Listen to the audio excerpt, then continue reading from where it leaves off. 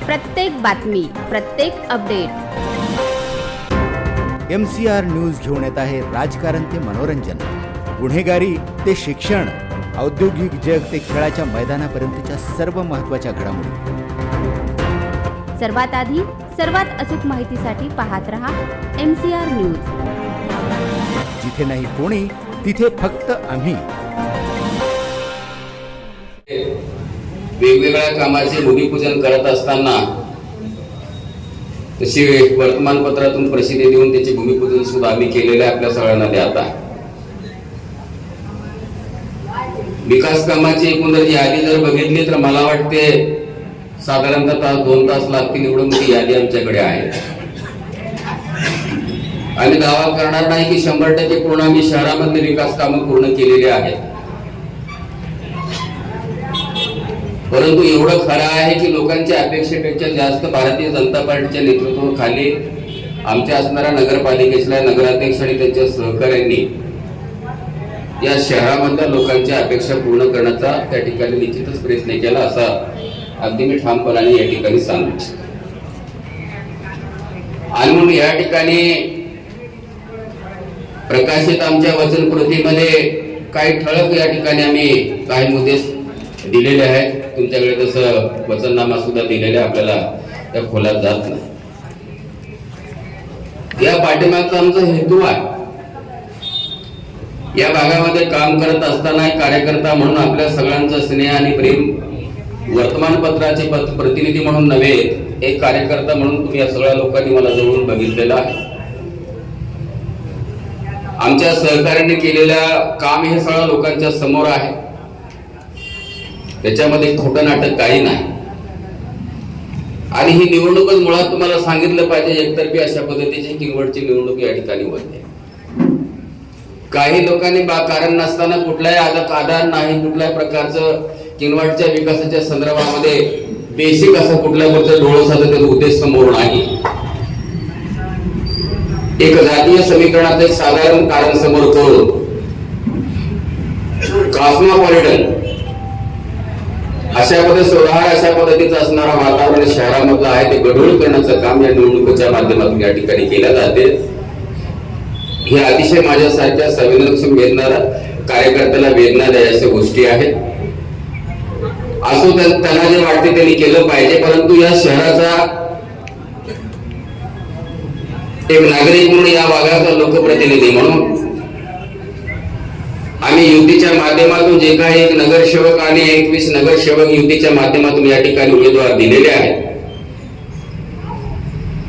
आणि त्या पत्रिकेमध्ये आम्ही सरळ लिहिलंय, वचनप्रतीचे भावी आमचे असणारे शिलेदार हे राहणार आहेत आणि त्यांच्या सोबत आहे. राज्यातलं सरकार त्यांच्या सोबत आहे, देशातलं सरकार यांच्या सोबत आहे. तिचा उल्लेख करतो, ज्या महाविकास आघाडीच्या माध्यमातून ज्यांना उमेदवार या ठिकाणी मिळालेला नाही, मित्र पक्षाचा उमेदवार त्यांनी उभा केला, हे अतिशय केविलवाणी स्थिती त्या ठिकाणी झाली. तो त्यांचा भाग आहे, तरी सुद्धा गेल्या 10-15 वर्ष ज्यांच्याकडे सत्ता होती आमच्या अगोदर 19च्या अगोदर, या नगरपालिकेसाठी एक ट्रॅक्टर जर सोडलं तर बाकीचं कुठल्या प्रकारचं विकास काम या ठिकाणी मला वाटते त्यांनी केलेलं नाही, असा माझा दावा आहे. परंतु एक मात्र निश्चित तुम्हाला तुमच्या माध्यमातून मी इथल्या जनतेला सांगू इच्छितो, 1993 ते 95च्या कालावधीमध्ये जो काही 17-18 महिन्याची कालावधी माझी या ठिकाणी आमदार म्हणून काम करण्याची संधी मिळाली, त्यावेळेस तत्कालीन परिस्थितीमध्ये मी नगरपालिकेमध्ये फक्त एकमेव माझा नगरसेवक होता. मी असं कधी दुजाभाव केला नाही की नगरपालिकेमध्ये माझा एकच नगरसेवक आहे, तो प्रकाश नगराळे नावाचा. आपण काय जनतेला नगरपालिकेचे कशासाठी करायचं झालं पाहिजे अशा पद्धतीची भूमिका घेऊन त्या काळामध्ये नगरपालिकेच्या बिल्डिंगचं छत्रपती शिवाजी महाराज मंगल कार्यालयासह 2 बँकेच्या बिल्डिंग, यशवंतराव चव्हाण पालिका बाजार, तहसीलच्या समोरच असणारे पालिका बाजारचे कमर्शियल गाळे, अंतर्गत असणारे रस्ते, अग्निशामक दल, अशा वेगवेगळ्या विपुल प्रमाणामध्ये काम आम्ही या ठिकाणी केलं. एवढंच नव्हे तर नागझरी सारख्या इथून जवळपास 7 किलोमीटर दूर किनवट सारख्या आमच्या शहरामधल्या लोकांना भीषण पाणी टंचाई असताना त्याच्यातून त्यांना पाणी टंचाई भासू नये म्हणून नागझरीच्या आड्यावर त्या काळामध्ये 7.5 कोटीची आम्ही पाणी पुरवठ्याची योजना आणली. तीच योजना आजही काढण्यात आहे. आणि तब्बल 28 वर्षाच्या नंतर या ठिकाणी मला या भागाचं नेतृत्व करण्याची संधी दिली. योगायोगाने या ठिकाणी भारतीय जनता पार्टीची सत्ता नगरपालिकेमध्ये होती. अनायास मला त्यांना मदत करणं ही माझी गरज त्या ठिकाणी झाली. आणि राज्यामध्ये आमचं सरकार होतं. 5 वर्षाच्या कालावधीमध्ये 22 महिने करोनाचं जर सोडले तर बाकीच्या 22-23 महिन्यामध्ये किनवट शहरासह संपूर्ण मतदारसंघामध्ये मोठ्या प्रमाणामध्ये विकासासाठी निधी उपलब्ध करून या ठिकाणी घेतले. तुम्हाला सगळ्या लोकांना माहित आहे. गाड्या आम्ही नगरपालिकेचे उत्पन्नाचे स्रोत म्हणून त्या ठिकाणी निर्माण केले. त्याच्यानंतर आता एसडीएम ऑफिसच्या बाजूला 120 कमर्शियल गाड्या आपण बांधतो. 2 मजल्यामध्ये बांधतो आणि त्याच्यावरती नाट्यगृह सुद्धा आम्ही त्या ठिकाणी बांधतो. विशेष म्हणजे हे कमर्शियल गाडी मराठवाड्यामध्ये एक वेगळं असेल अशा पद्धतीचं त्याला एक्सिलेटर आहे. मराठवाड्यामध्ये नाही, या किनवटमध्ये आम्ही करतो.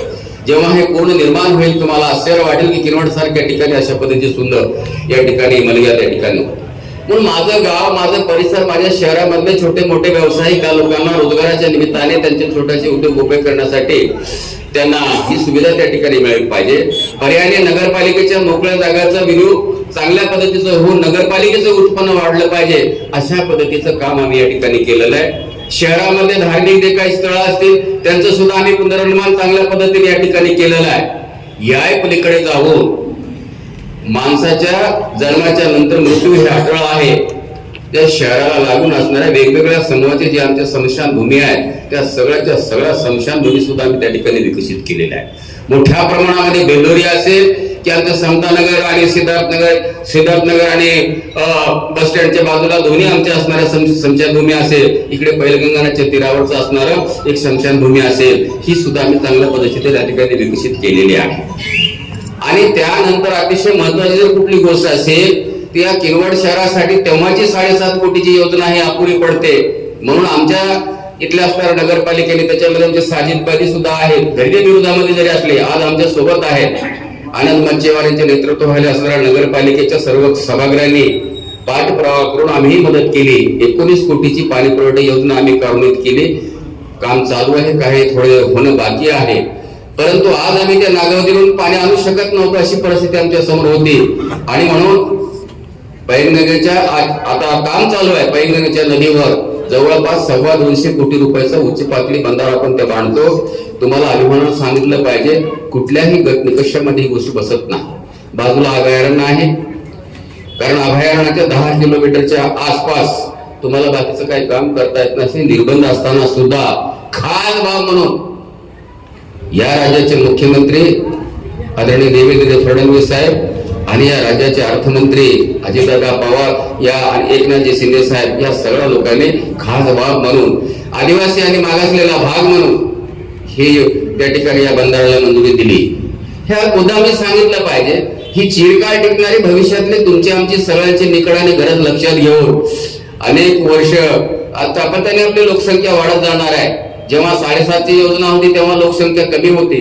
आता आपली लोकसंख्या वाढलेली आहे. 25,000 तर मतदारच आहेत. म्हणजे साधारणतः 50,000 या शहराची लोकसंख्या आहे.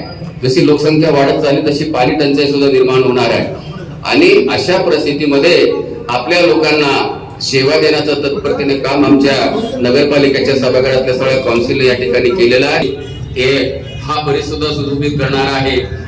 पुराच्या पाण्याची तुम्हाला दैनंदिन जी काय अडचण निर्माण होईल